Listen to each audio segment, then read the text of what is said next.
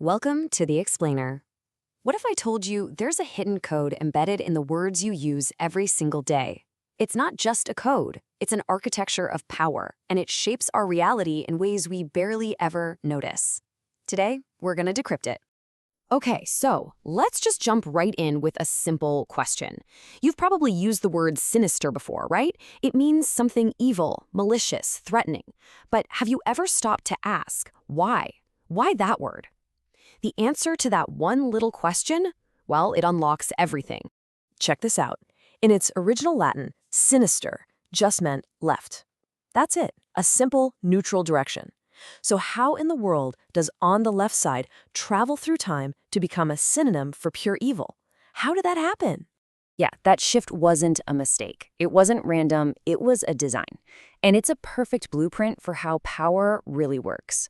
For thousands of years, elites have used superstition, which eventually gets baked into religion and politics, to literally weaponize language. They control the narrative before we're even born. All right, let's start with the first and maybe the most powerful technique in this whole linguistic playbook. It's all about twisting the meaning of a word, sometimes until it means the complete opposite of what it started as. They call it semantic inversion. Now, here's the key. This isn't just language evolving naturally over time. Nope, this is a deliberate flip. A power structure takes a totally harmless or even a positive word and turns it into a weapon. It's how you create enemies, justify control, and make your own authority seem like it's the natural order of things.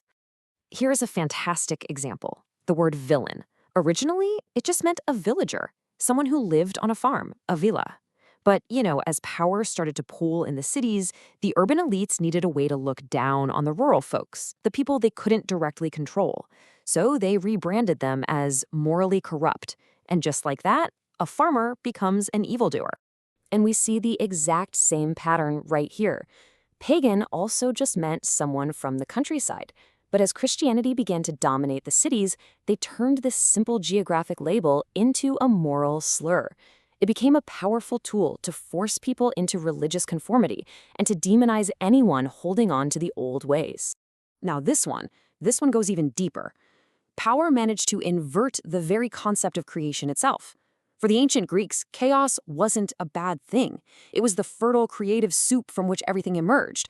But if you're a king or a priest, anything you can't manage is a threat. So chaos gets reframed as a dangerous disorder that only your authority can protect people from. Okay, so the next technique is a little more subtle, a little sneakier.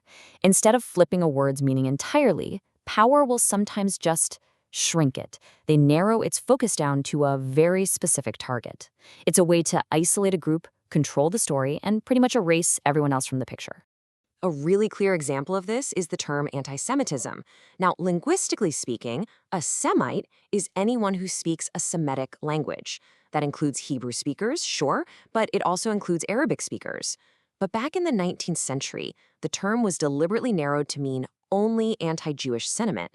Now, doing that doesn't just hide the shared roots between cultures, it also makes it harder to even talk about things like anti-Arab racism. And we see it again with the word witch. The church took this really broad term, which could mean anything from a folk healer to a midwife to just a wise woman with knowledge outside of the official institutions, and they narrowed it down to one single terrifying thing, an agent of the devil. This move was all it took to justify the murder of thousands of women and wipe out a major source of female authority that wasn't controlled by the church. So, this system of control isn't just about abstract ideas. It gets physically mapped onto our world, onto our very bodies.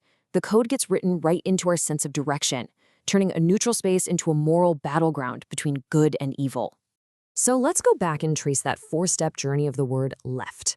Step 1, it's just a direction in Latin. Step 2, Roman superstition kicks in and signs on the left are deemed unlucky.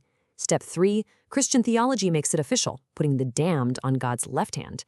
And the final nail in the coffin, the French Revolution, where the revolutionaries sat on the left, cementing the left as a political threat. A simple direction became a moral destiny. And this created a massive cultural bias that is literally baked into our language. The word right comes from the Latin dexter. That's where we get dexterity, skill. It means correct, just, divine. Meanwhile, left gives us sinister and everything that implies failure, malice. being left behind. It's all right there. But this whole manipulation goes even deeper than just single words. We're not just talking about vocabulary anymore. We're talking about the operating system of our language. The code is embedded in the very grammar of how we form sentences. Think about it. A language like English is very noun-centric. We see the world as a collection of things to be owned or managed. You have time. People are called human resources, as if they're just inventory, like computers or staplers. But many indigenous languages are verb-centric. They describe a world of processes, of flows, of relationships. It's a completely different worldview. One is about domination, the other is about connection. And trust me, this grammar of domination is alive and well today. It's what allows for all these modern euphemisms you hear from corporations and the military. These are cold, sterile, noun-based terms specifically designed to hide violence and exploitation. They make the inhuman sound, well, perfectly manageable. Okay, so if we're all caught in this kind of linguistic matrix, it begs the question, how do we get out? Well, the first step isn't about learning a new language. It's about developing a new kind of awareness. The sources we're looking at call this practice metaphrenia. Metaphrenia is really just the act of seeing the code for what it is. It's that aha moment.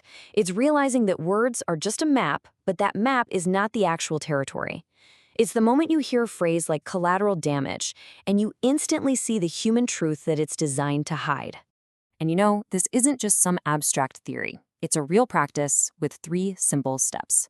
First, just be mindful. When you hear a loaded word, just pause and ask, wait, where did this come from? Second, start to reclaim those words that power kicked out. And third, and this one is my favorite, laugh. Laughter is the one sound that completely shatters the spell of solemn, serious authority. And that's really the heart of it all. The big takeaway here is that true freedom isn't about finding better, smarter words to win an argument. It's about finding that state of awareness that exists before the words are even formed, in that unnameable gap. So the question to leave you with is this: what could you see if you weren't looking through a lens that someone else designed for you?